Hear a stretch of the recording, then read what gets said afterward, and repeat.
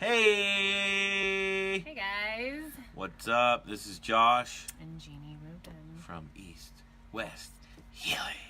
Gaga. And we're here today, episode 24. I say this every time. It's so silly. I can't believe it's only 24 episodes. I know. It's only 24, but still, it's a lot. I think it's the consistency of it that's shocking us. Since over the last couple of years, nothing has really been consistent. Yeah, so we're here for episode 24, Conscious Nutrition, Facebook Live, to talk about anemia and hypothyroidism. Yes. Right? And I think this is an important topic. Why?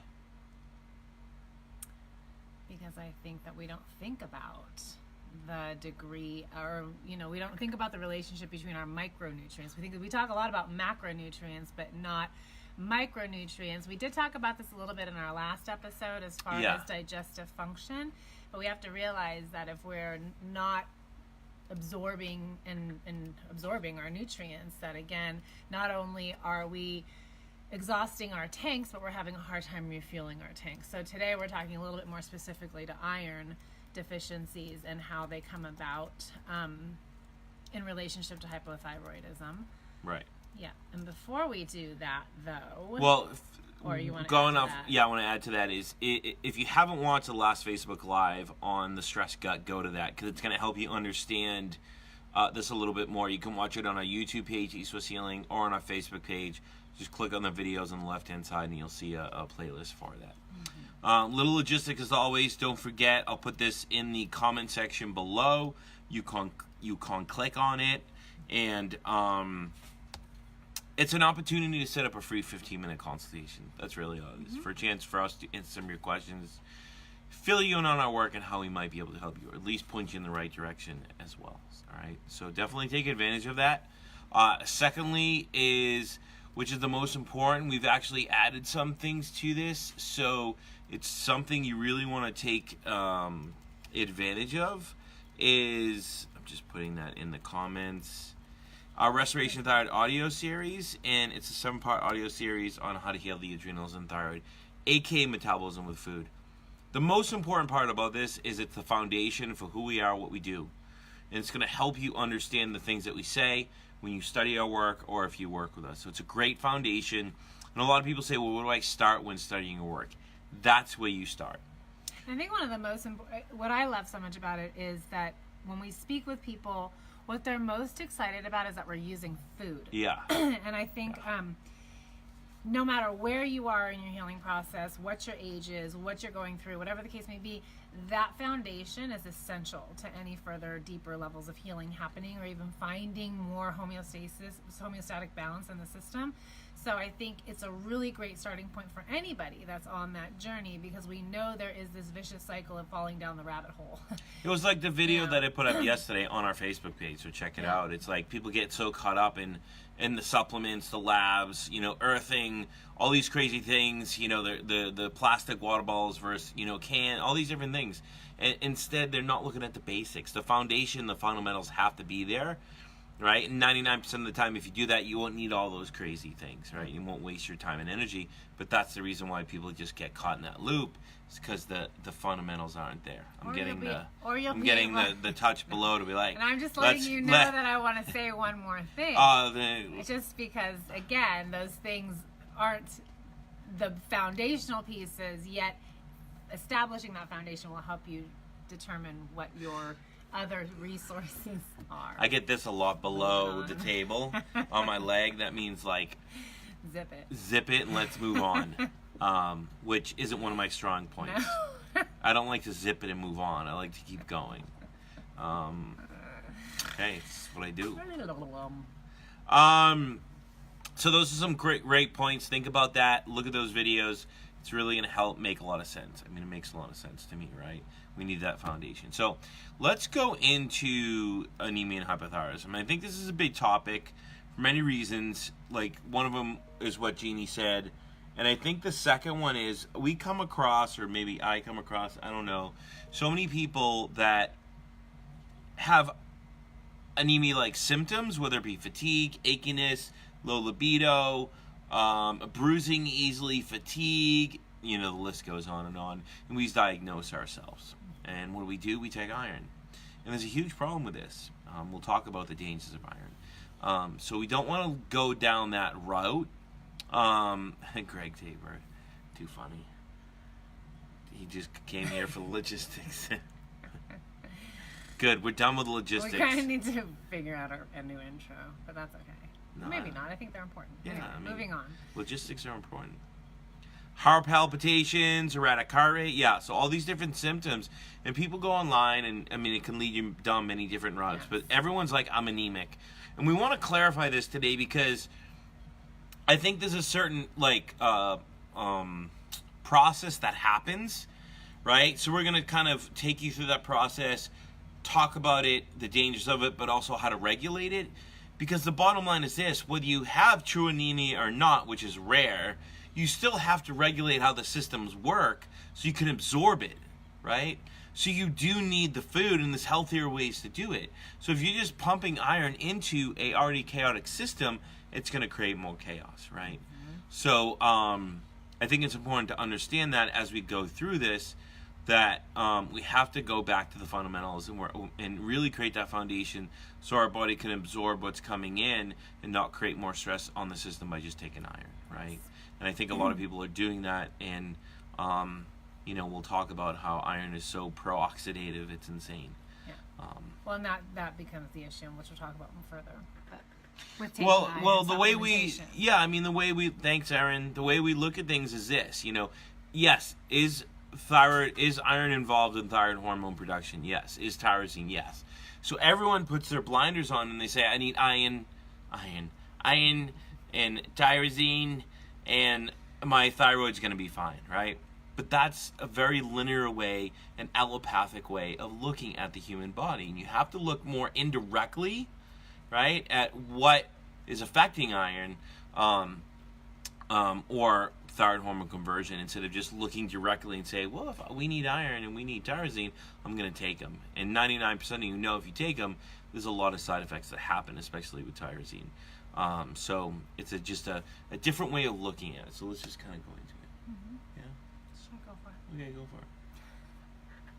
So one of the main issues, and this is why watching our last video is so important. Uh-oh. Sorry, we just had a little disconnect on our internet here.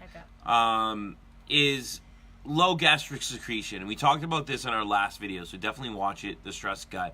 So anytime there's a slow metabolism, anytime we have stress on the system, whatever it may be, we have altered pH in the system, how we absorb our nutrients, macronutrients, as well as our micronutrients, our minerals, etc. One of those being iron, right? Yep. Along with many other thyroid supportive vitamins and minerals that we're receiving from our food or not receiving from our food. Yep. And when you look at the research, that's one of the main causes of anemia, right? That's why anemia is one of the first signs of hypothyroidism. Now, when I say anemia, I just mean low iron from not absorbing it. I don't mean you need iron supplementation, right? And it's because we can't absorb it. But remember, iron's not the problem, it's the system, right? And we talk about this in our last, Facebook Live. It's the system, it's the stress in the system, it's the altered pH, and our body's inability to absorb it. So if we regulate the system, regulate our blood sugar, and get our body in this more naturally healing state, of course, we're going to absorb it. But there's obviously a problem that comes with the lack of absorption of iron, right? So we know that when we have, well, we may not know, and a lot of the stuff I'm going to be kind of going off a sheet because it does get pretty technical, but we're going to simplify it through the process. But we know when we have low iron because we're not absorbing it, that means low hemoglobin. Low hemoglobin means low TPO, which in a sense really means low thyroid hormone synthesis and production.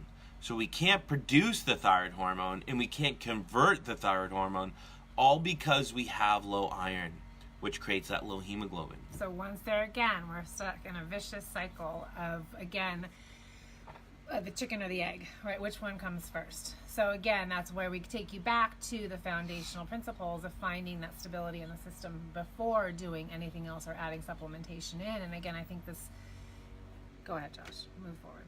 Sorry, I'm moving too quickly. No, it's okay. You can say what you want to say. Okay. So I think it's important to understand that we don't just go, oh, I need iron, or I read that. And this is the mistake a lot of people make online. This is why going online is very dangerous. Is even if you read that online, low iron, low hemoglobin, low TPO, low thyroid, hormone synthesis and conversion, people go, oh, then I should take iron, and that's very dangerous, right? But it's from that lack of absorption that we're creating the issue in itself. Now, another important fact when we're talking about iron and hemoglobin is the transportation. So hemoglobin transports iron, oxygen, and carbon dioxide from the lungs to the peripheral tissues, which is really, really important in cellular metabolism, right? So we can begin to see the correlations there. And I don't think, that's a really, really fundamental piece when we really think about it. But going back to what Josh was saying, when we begin supplementing with it, because iron is such a pro-oxidant, which means that if there is any kind of oxidative stress happening in the body, it forms free radical production. It's going to create it in excess, where that can create iron overload, or again, some of the symptoms that people experience from iron supplementation, or their inability to be able to metabolize that iron supplementation. Right. I don't know if I said that very clearly, but. And one of the things doctors look at as one of your lab values, I don't want to go into all of them, is hemoglobin. They look at that and they correlate it with different things to see if you have anemia, whether it be, iron saturation, iron, ferritin, MCV, MCH, all these different things, and they correlate it. And hemoglobin is one of the big things they look at. So we know that when we have low iron, we're going to have low hemoglobin. But that hemoglobin is so important because typically in our blood, hemoglobin is attached to oxygen, right? And it transports oxygen to our cells through our breathing, right? Now, there's a problem with this because if we don't have enough iron, we don't have enough hemoglobin, right? And the CO2 that we produce, or maybe we don't produce, allows us to pull oxygen off hemoglobin. It's the Bohr effect, right? And that's why producing CO2 at the cell level, which is our philosophy in a very quick nutshell, is we're trying to produce more CO2, which is seen in body temperature pulse, because the more we produce and the more we can tolerate, the more oxygen we can actually access, get into the cells, and keep that feedback loop going, which is very, very important. And this is why most people with anemia have shortness of breath, fatigue, weakness, etc., muscle weakness, because they can't get hemoglobin or oxygen off hemoglobin, right? For many, many different reasons. One of them, low hemoglobin, the other was low CO2, right? So iron is important. It plays a very important role in that process. So if it's not there, that entire process that we just talked about, which is a basic process, it's like who we are in a nutshell, right? It's literally the breathing that we talk about in the food system that we're using. We're trying to get the air that we're breathing to our cells as quick as possible, not quick as possible, so we can get that energy to the lungs, to the muscles, to the tissues, etc., right? And without iron, as well as oxygen or CO2, we can't do that, right? And thyroid hormone. And thyroid hormone, right? So it's a huge cycle, and that's why a lot of people with anemia have fatigue as well as inflammation. And why so many people that are suffering with low thyroid symptoms could potentially have low iron levels as well. So again, finding yourself stuck back in that vicious cycle of low thyroid, low iron, low thyroid, they all play off one another with respect to that oxygen, that carbon dioxide production and use. And I think this is why it's so important to really look at who you are as a person instead of coughing, instead of really chasing your labs, right? Because you can see it as if it's a cycle, right? So you don't want to chase that because there's so many things that are going on indirectly. And if we go back to the fundamentals and support ourselves, the body's going to do what it's designed to do, right? It's going to absorb iron from our food. We're going to upregulate the system. And over time, we're going to upregulate our labs because we're working with the cause of everything to influence the effect versus just trying to always manipulate the effect, which is chasing the lab, right? So it's really important to understand that. But I would say that, just to simplify it, the number one reason we see low hemoglobin on labs or low iron or all these symptoms or anemia is because we're not able to absorb our micronutrients, one of them being iron, among many other things, right? Because, as we talked about on last video, our body's in the stress state, right? So gastric secretions go down. We're not producing CO2. pH in our system is affected. It goes up, which affects the production of hydrochloric acid and pepsin. We can't break down proteins, which is super important to get that iron or the heme, as well as affects how we release enzyme in the small intestines. We can't break down our carbohydrates, right? Which, of course, affects thyroid hormone. So it's a vicious cycle. Anything to add to that? No, I think that was okay. Cool. that was pretty clear. So, to kind of summarize it in just a more in-depth sense, low thyroid, I guess we should say, like, how does low thyroid hormone affect anemia?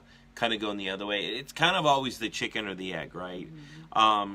And that's why sometimes it can get confusing, but that's why we always go back to the fundamentals, right? We need to move, we need food, right? We need to support our body, meet our metabolic needs, etc. What comes out of that, it's up to the body, right?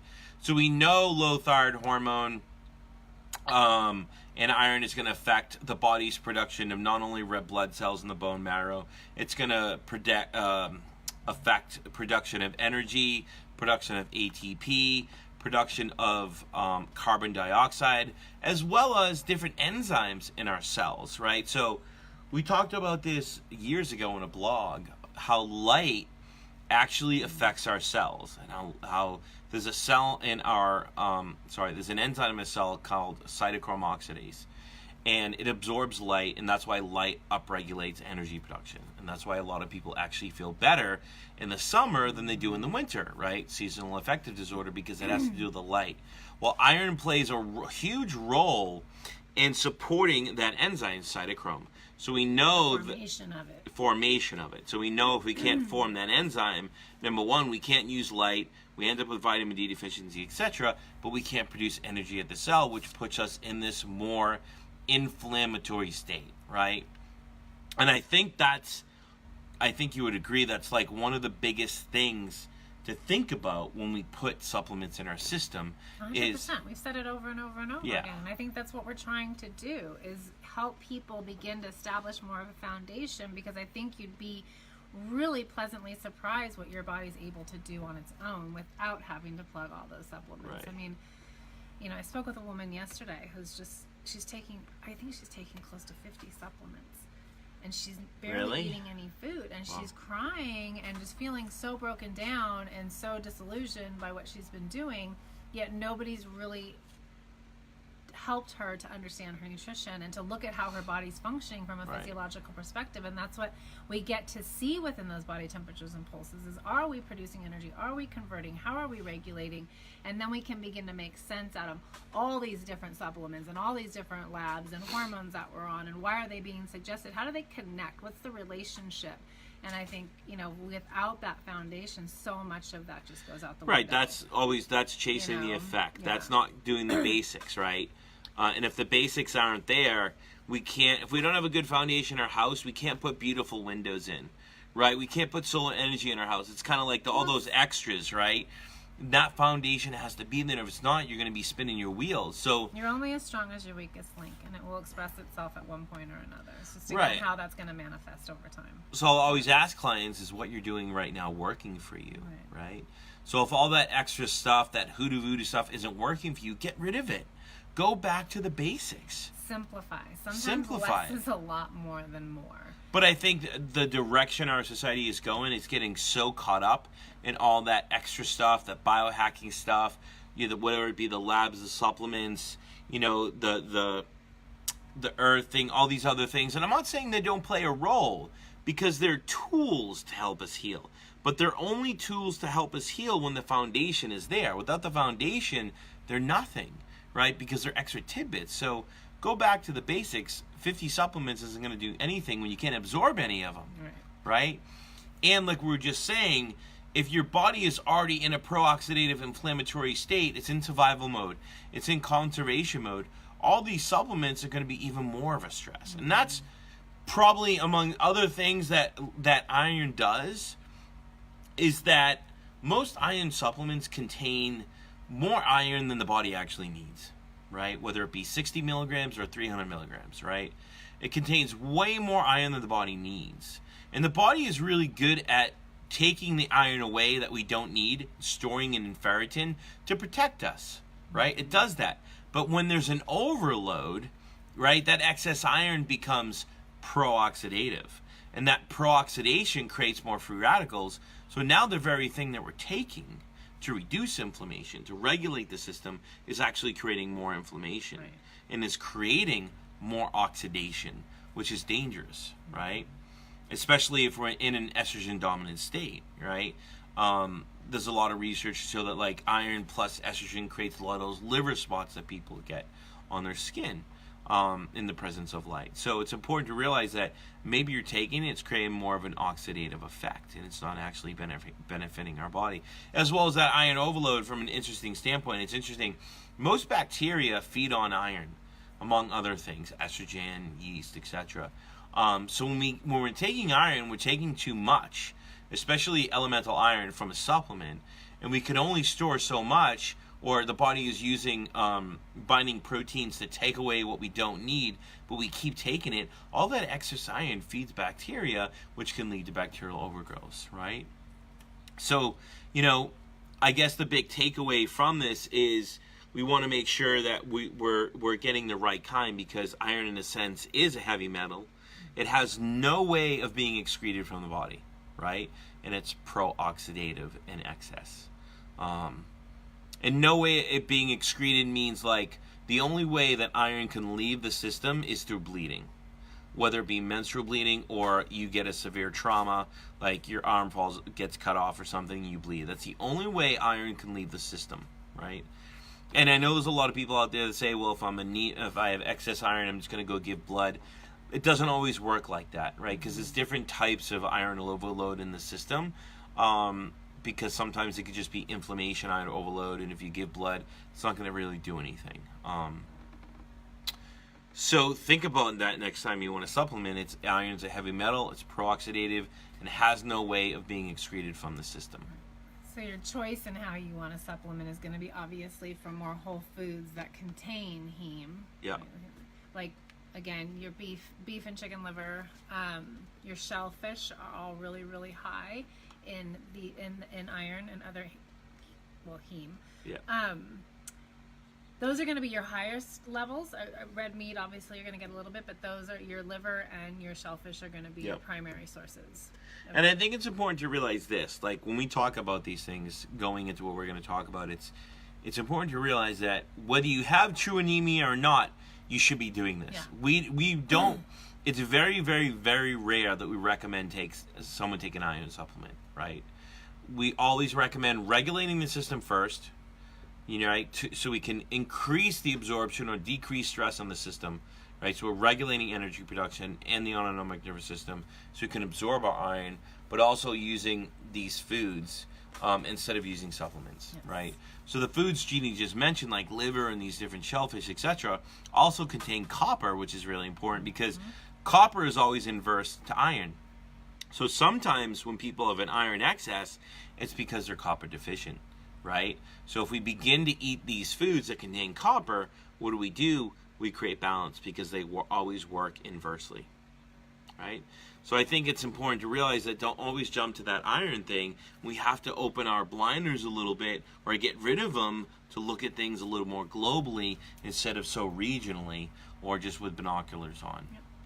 I think that stands true for any nutrient that you're going to take in supplemental form. There's an opportunity to receive it in more balance from your food with other vitamins and minerals versus just overloading on one single vitamin. Yep. Mineral. Yep. And the second thing is when you're eating these foods, this is if you have low iron, right? I don't want people to just run out and do this because you have people like myself that actually have too much iron in my system.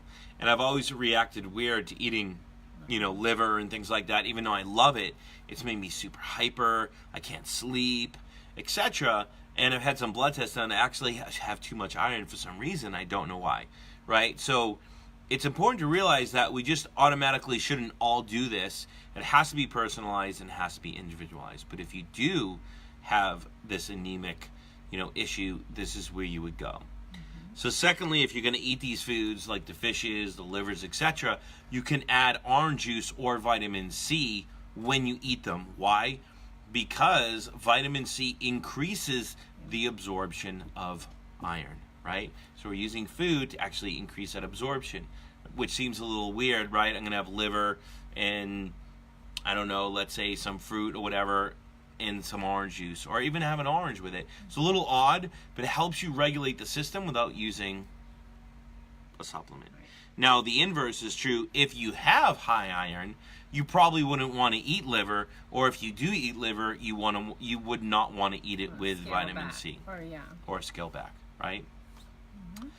The third thing is, if you have low iron, you want to make sure that you consume it away from caffeine. Yes. Or lower your intake of caffeine, as it will block your iron absorption. Right. So caffeine or coffee, because caffeine's in a lot of things, actually inhibits the absorption of iron, right? And maybe this is why we're seeing so many people with iron deficiency. Who knows, right? So if you are iron deficient, you really want to watch how much coffee you're drinking, right? And I don't want to say if you're on iron overload, drink more, but you can drink it, just be aware of how much, right? And lastly, interesting caveat is there's a lot of research to show that aspirin as well actually reduces iron absorption. So we want to make sure if we're using aspirin and things like that, we're not taking it, or we're not taking it around the times that we're eating our liver, etc., to regulate iron, because it will reduce the absorption. So it's really simple. Eat liver, eat shellfish, eat whitefish. Have vitamin C, oranges, orange juice with it. And if you're going to drink coffee, don't drink it around that time, because it'll affect the absorption. That's the simplicity of it. Mm-hmm. It's really not complex. You don't need a heavy metal. Now, of course, the foundation of that is, if you just do that and it doesn't work, that means the system isn't regulated, right? That means you're not storing energy, you're not converting it, you're not producing energy at the cell level, right? So that feedback loop with CO2, hemoglobin, and oxygen is faulty. So what's the first step? She's quizzing me. The first step is regulating blood sugars, downloading the Restoration Thyroid audio series. Yeah, I mean, I passed. We want the perspiration off of you. And I know it sounds redundant, guys, when we say it over and over and over again, but it can't be. I mean, there's just so much to that. You know, you have to work with that piece and stop making yourself so crazy. And that's with the all basics. These different supplements, because we see it every single day, and that's why we're getting out here and talking with you guys, because we want to simplify it for you, because it does not need to be so complicated. It really isn't. Just take a moment to tune in and see what's happening. Regulate your energy systems by using your food. Recognize that you're an individual and you have very specific needs that your body responds differently to. Realize that not all food acts the same in the body. It doesn't even act the same at different times of the day. So, you know, there's so much to consider, and it sounds like a lot, but in the big picture of it all, it really isn't. It's a very short period of time to invest in But that's why I think people take iron supplements and then like, it's not working for me. Right. Or I did the liver, etc., and it's not working for me. That foundation has to be there. Yeah. You have to be storing energy in the liver, right? You have to be converting that energy into that thyroid hormone into usable energy, which produces carbon dioxide.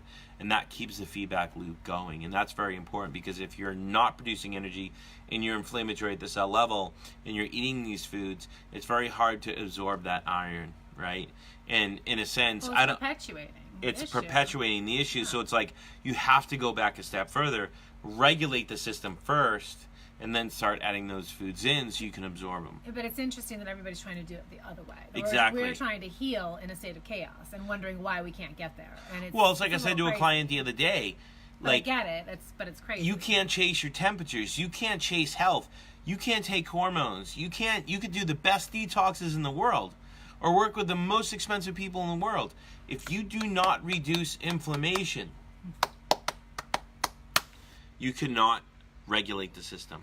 That's equivalent to, my house is on fire, but I'm going to try to put new furniture in my house and hang up beautiful pictures. You can't do it. You cannot regulate the system when there's inflammation. And inflammation starts at the cell level, the 37.2 trillion cells in your body. You're either producing energy, she loves when I say that. I looked it up on Google University. So proud of myself.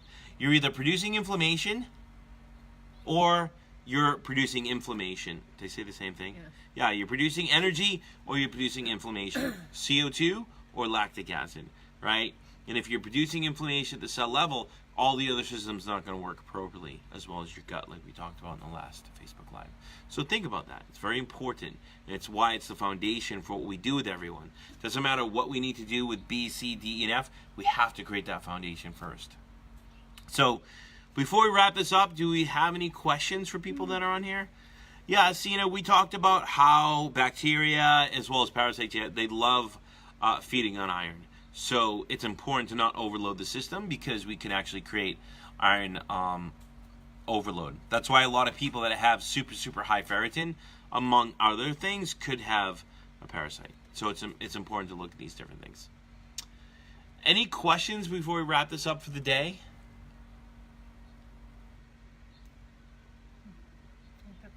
All right. Well, we appreciate everyone coming on here. We really do. You guys, we're super apologetic about the inconsistency. We were supposed to be here last week. I was sick. Please realize that we will be here every single week. Every single week. Every single week at noon, we will be here for you guys. Yeah. Every single Thursday, 12 p.m. Pacific Coast time. You can catch us live or watch it on the playback on our Facebook page, East West Healing. Don't forget to check out the links in our comment section below for your free 15-minute consult, as well as our Restoration Thyroid audio series. And lastly, if you have any comments about this show, questions, further shows, please put them in the section below, and we will see you next week. Yep. Okay, guys. Peace. Enjoy.